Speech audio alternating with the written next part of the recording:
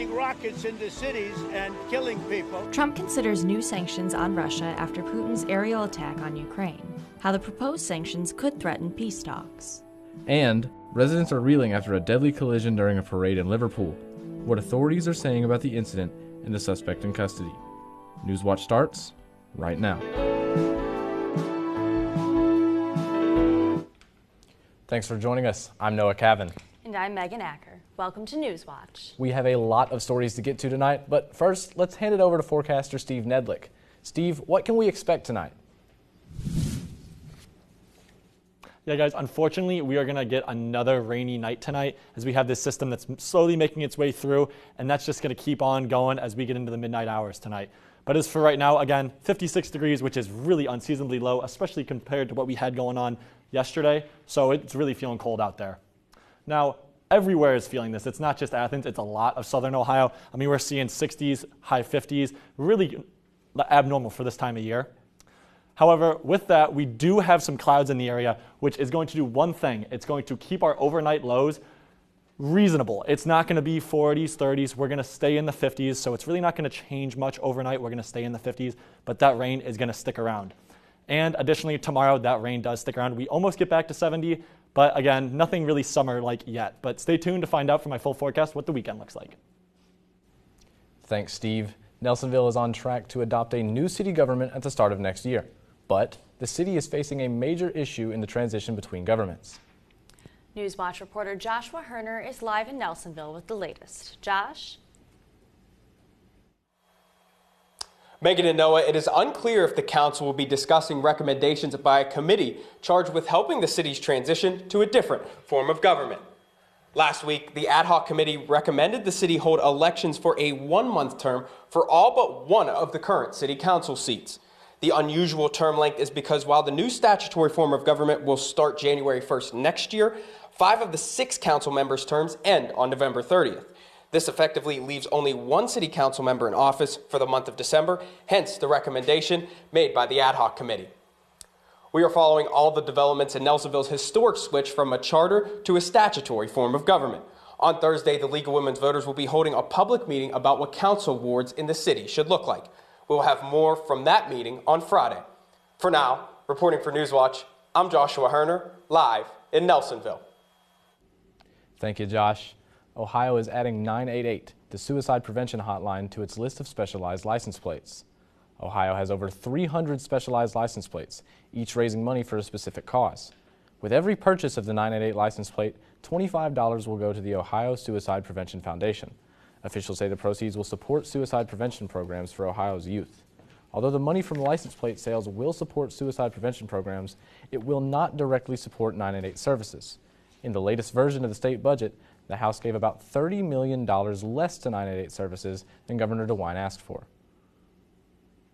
A federal judge denied a pregnant Columbus woman's request for a temporary restraining order to pause her deportation. Carmen Guerrero Sandoval is a citizen of El Salvador, but has a 9-year-old child who is a U.S. citizen. A Cleveland immigration court originally ordered Sandoval to report for deportation by June 3rd, but she filed suit to prevent that, claiming her removal would be cruel and unusual punishment and violate her constitutional rights. A federal judge ruled the court did not have the power to pause the proceedings under federal case law. The Trump administration's cuts to the EPA could cost Ohio millions of dollars. Ohio was set to receive $24 million from the EPA this year, but experts say federal cuts will hit the state hard. Trump's cuts have already caused a 20% reduction in staff at the EPA's regional office, which includes Ohio. The federal reduction in force plan calls for a 75% reduction in the EPA's workforce. Officials say these cuts could severely impact the agency's ability to protect the environment. NPR is suing the Trump administration over funding cuts. In a First Amendment lawsuit filed today, NPR alleges President Donald Trump's attempt to defund the organization is a, quote, clear violation of the Constitution. Earlier this month, Trump accused NPR and television counterpart PBS of bias. His executive order called for the Corporation of Public Broadcasting to stop funding the two entities. The CPB is a private nonprofit that was created to be free of White House interference. It filed a separate lawsuit against President Trump for his efforts to fire some of its board members. As of now, PBS has yet to file a lawsuit against the Trump administration, but says it's preparing to take legal action. President Donald Trump, escalating his clash with Harvard University, is expected to pull the plug on millions more in federal funding. Brian Abel is at the White House with details on Trump's newest move. This would be the cancellation of all federal contracts to the university to the tune of roughly $100 million, according to two senior Trump officials. The White House giving this directive to all federal agencies to identify any contract with Harvard and determine if they can be canceled or redirected elsewhere, the officials said. This move comes after the president posted on Truth Social over the holiday weekend that he was considering, quote, taking $3 billion of grant money away from Harvard and instead reallocating that funding to trade schools. All of this happening as a status conference gets underway Tuesday in Boston, where a federal judge hears from Trump's and Harvard's lawyers about the ability of Harvard to enroll international students. The judge has already temporarily paused the administration's efforts to pull that program certification.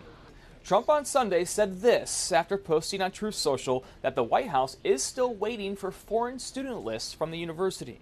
We have Americans that want to go there and to other places, and they can't go there because you have 31% foreign. Now, no foreign government contributes money to Harvard. We do. Harvard, as of October of 2024, does share a list of where its international students come from, showing the most international students coming from China, then Canada, India, South Korea, and the UK. The State Department is the entity that issues student visas for these students, so the administration should, in theory, already have access to a list. The president of Harvard, while on NPR, pushing back on the assertion that they haven't given the administration the information it has asked for, saying that, to the best of his knowledge, that claim was untrue. What is perplexing is the measures that they have taken to address these that don't even hit the same people that they believe are causing the problems. Why cut off research funding? A hearing on Harvard's challenge to the Trump administration's ban on enrolling international students is scheduled for Thursday. At the White House, Brian Abel reporting. It's the final stretch of a busy term for the U.S. Supreme Court. The 6-3 conservative justices started off in October with blockbuster appeals over transgender rights and TikTok, and more than half of the cases, it's argued, are still pending. The High Court is often wrapped up in President Trump's emergency appeals. The justices now have a lot of work to do before the term ends in late June. They're set to decide cases on birthright citizenship, gender-affirming care for minors, and expanding religious rights. President Donald Trump is considering new sanctions on Russia after President Vladimir Putin's aerial assault on Ukraine over the weekend. Trump said Sunday he would absolutely consider new sanctions in the aftermath of Russia's deadly missile and drone attack on Ukraine. The president vented his frustration with Putin on social media. I'm not happy with what Putin's doing. He's killing a lot of people. We're in the middle of talking, and he's shooting rockets into Kiev and other cities. I don't like it at all. Options were recently drawn up. In England, celebration and revelry were abruptly and shocking. Russia's banking sector and secondary sanctions on purchasers of Russian energy products. However, sources said Trump could still decide not to apply the new sanctions. Trump has reportedly said privately he is concerned new sanctions could push Russia away from peace talks. A male suspect was taken into custody after allegedly driving into a crowd of pedestrians during a parade in the UK Monday. Reed Binion has the latest on the incident. In England, celebration and revelry were abruptly and shockingly interrupted Monday evening when a car plowed into a parade celebrating Liverpool FC's latest Premier League soccer championship. Police described it as an isolated incident, saying they were not treating it as terrorism and urging against speculation about the circumstances surrounding the collision. A 53-year-old white British man believed to be the driver was arrested at the scene. Police said they were not looking for any other suspects. Dozens of people were injured, including several children. Officials said more than 24 people were hospitalized, with at least 2 of them having sustained serious injuries. Crews had to free several people from underneath the vehicle, with 20 more treated at the scene for minor injuries.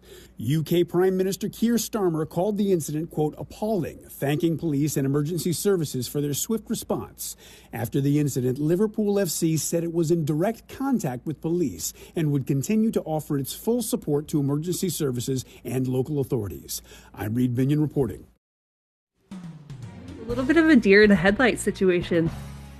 Coming up, schools out and teens are on the hunt for summer jobs, but experts say new job numbers are at their lowest in over a decade. Why Trump's tariffs are giving businesses cold feet.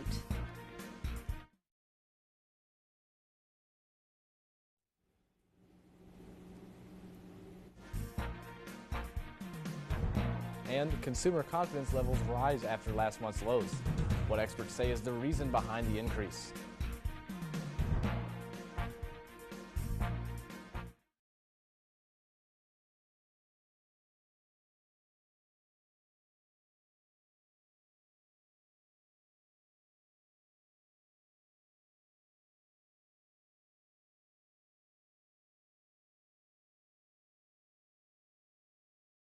Cozy mysteries have become viewer favorites on Masterpiece Mystery. They are upbeat and light-hearted, often featuring amateur sleuths in quaint villages. Up top.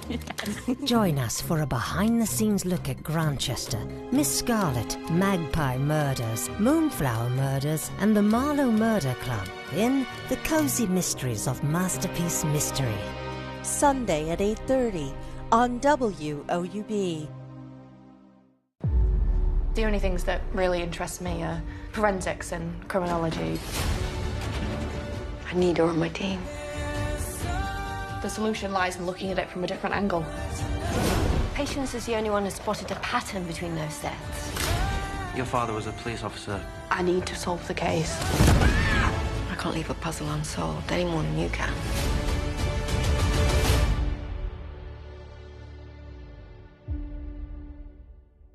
For more than 70 years, WOUB Public Media has been the place where people in our region turn to learn how stories of the past ignite the imagination of the future. It's where information, entertainment, and education work together to inform, enlighten, and inspire generations. It's the place where the community gathers to hear and see our world in new and innovative ways. WOUB, the public media you trust that's worthy of your support. WOUB is recognizing members of our Cornerstone Society. The Cornerstone Society is a group that wants to ensure the future of public media in our region. It includes people across our area who value news, entertainment, and cultural programming, as well as the educational services WOUB provides. Also included are graduates of Ohio University who took part in the WOUB Student Professional Development Program. Thanks to the Cornerstone Society for their generous support. To learn how you can be involved, email woub@woub.org.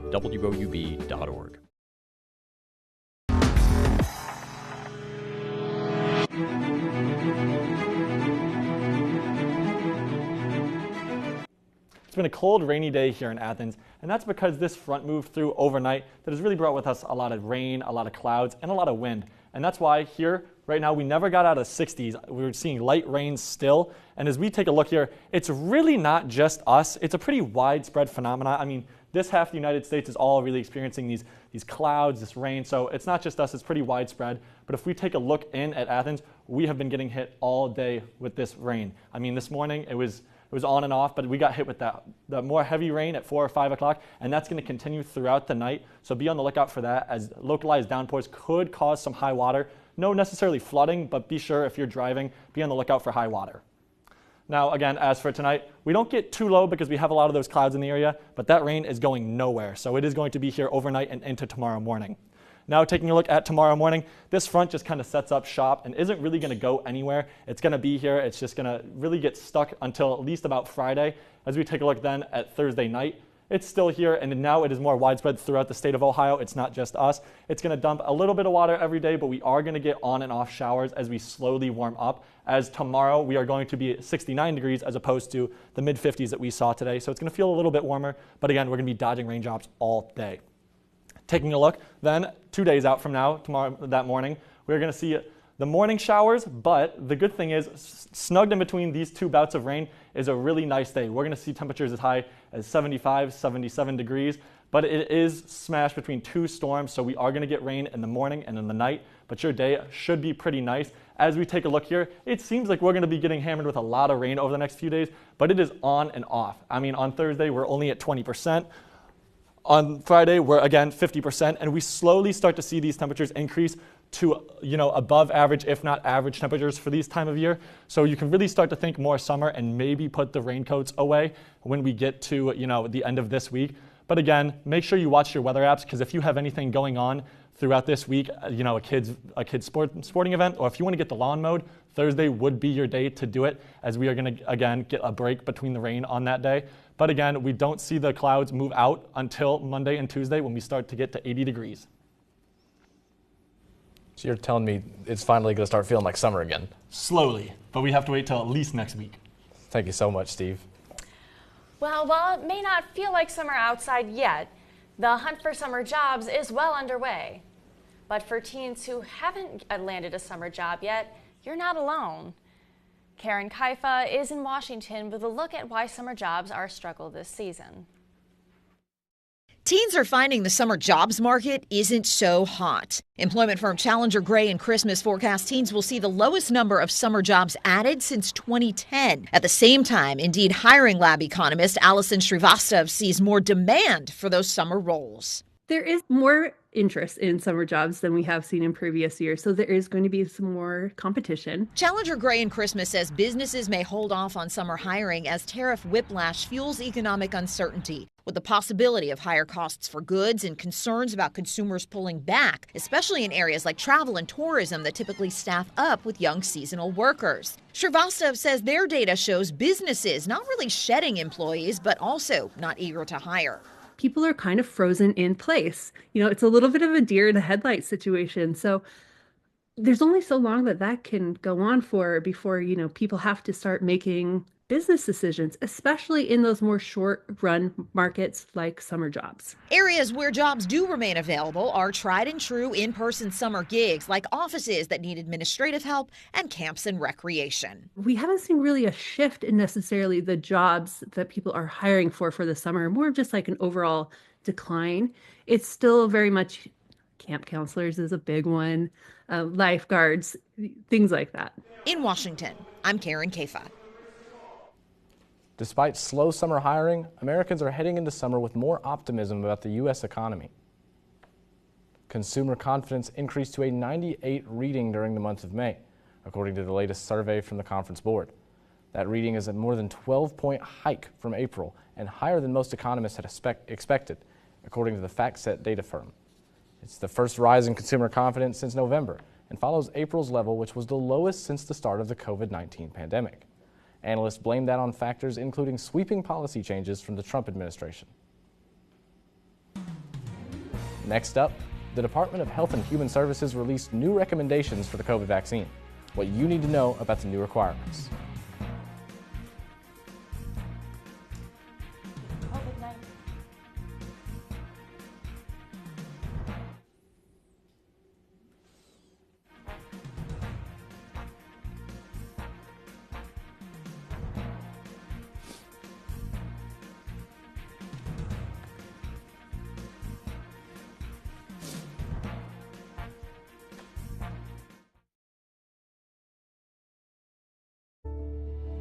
The Ohio Art Corridor is a destination experience.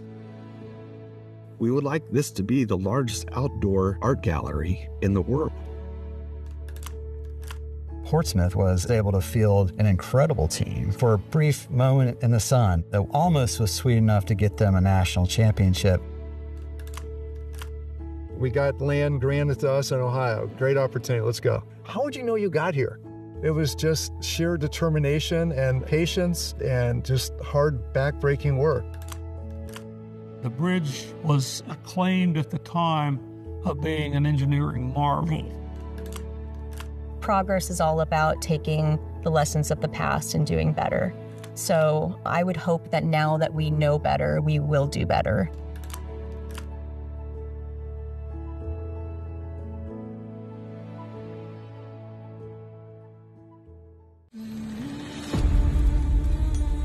There are secrets buried in time. Until now. Walk in the footsteps of long-lost giants as their hidden world comes to life.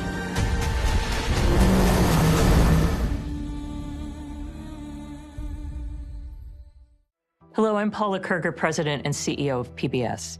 For 22 years in a row, Americans have named PBS member stations the most trusted institutions in our country. It's a responsibility we take seriously, helping children prepare for school, delivering life-saving emergency information, and sharing the stories that connect our communities. But the future of public media is at risk, and it's up to all of us to protect it. You can learn more at protectmypublicmedia.org.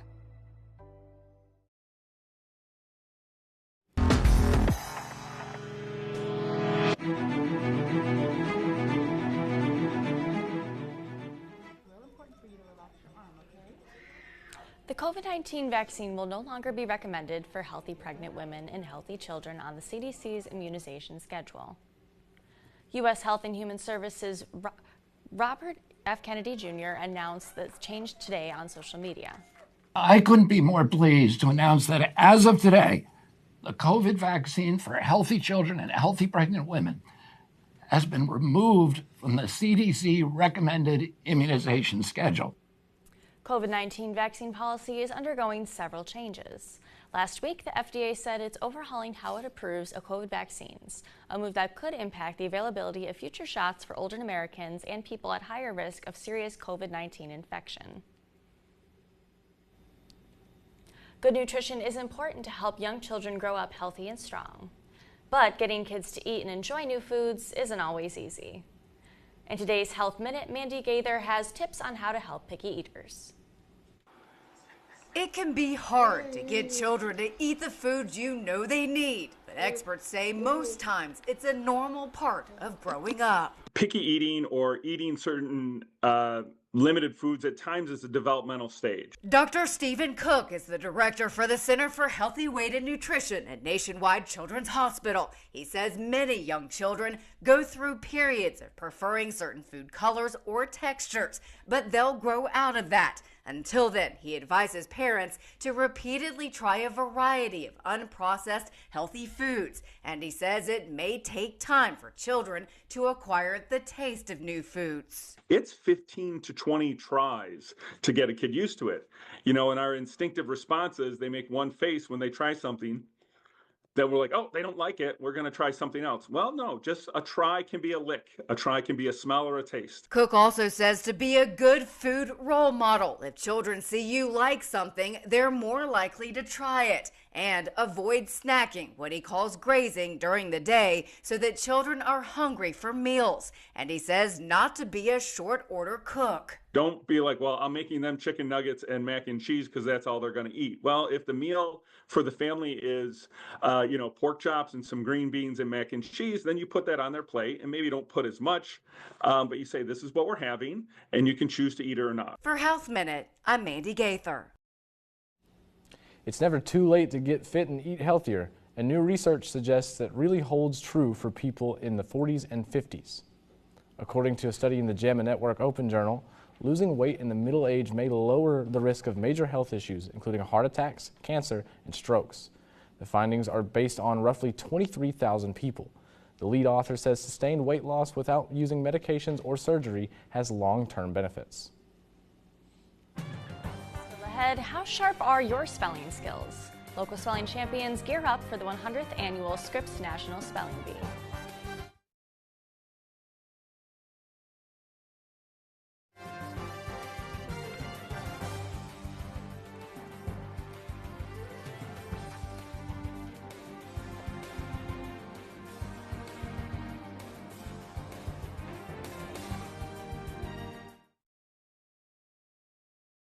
I feel comfortable when I'm in the kitchen. Fantastic! I do too. It's the best place to be. You did better than me. I learned from the best. You know what the next best place is? The table with everybody. Exactly. I got it. Okay, another kiss. To invite my friends to cook with me is something I treasure. Tutto fatto, tutto fatto. Monday at 8 on WOUB.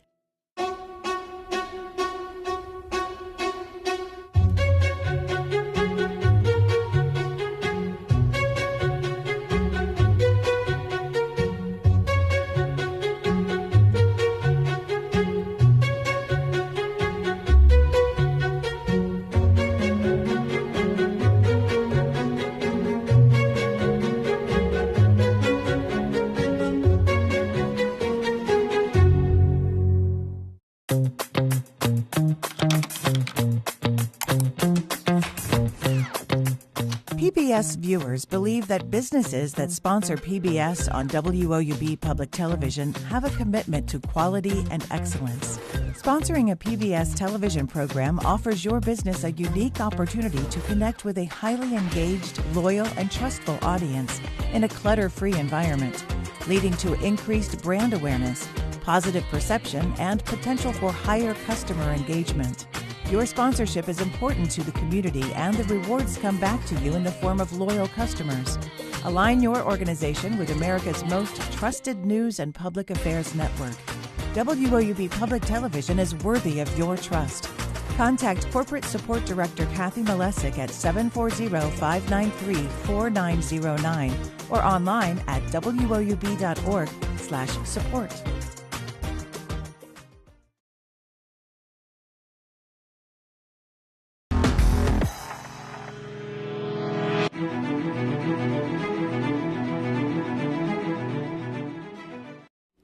After spending 286 days aboard the International Space Station, astronaut Suni Williams went for a swim off Chappaquiddick Island in Massachusetts. The swim was 1.5 miles long. Williams joined a group of year-round swimmers. Williams, a former U.S. Navy officer, likes CrossFit, weightlifting, and running to stay in shape, but her favorite form of physical activity is swimming. Swimming's absolutely at the top. It just sort of lets you get into your own zen, your own mode. And one really nice thing about it being this cold still is the water's real clear. Williams said the swim was especially enjoyable given her recent stay in space. She returns to work at NASA in Houston this week. It's a big week for a few young Ohioans competing in the 100th annual Scripps National Spelling Bee. 4 young spellers from our area will be in Washington, D.C. for the next few days, hoping to reach the final round Thursday night. They are joining 239 students from across the country, all under the age of 14, and they're spelling for the chance to take home the $50,000 cash prize and the official Scripps Cup trophy.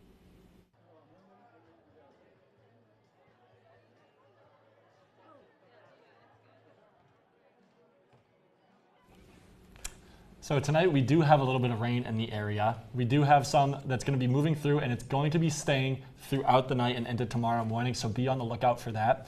It is going to be here for a pretty long time. It's going to be on and off as we go through the next few days. But again, as for tonight, 53 is the low, so we won't have to worry much about the temperature. But again, as we look to Thursday, that says a 20% chance of rain. There's not much there. It's going to be a pretty beautiful day, so if you have any lawn care you need to get done, that's the day to do it. Friday, we take a little bit of a dip back. We have a little bit more widespread showers. And then Saturday and Sunday, again, a slight chance of rain, but it is going to feel a lot more like summer until we get to Monday and Tuesday where those clouds start to break. So we really just have to get through this week with all our raincoats and stuff like that. And then Monday morning is when we can really start to feel like it's summer and start to act like it. Just got to get through the week. Oh, exactly. I mean, I love summer as much as anybody else. I cannot wait to be out of the rain jackets. It's killing me being in the rain this long. Oh, exactly. I love the beach too, so any time to get out there is a good time. All right, Lake Beach. That does it for our broadcast this evening. Thanks for watching. For Steve Nedlick, I'm Noah Cavan. And I'm Megan Acker. Stay tuned for the PBS NewsHour coming up next. Have a great night.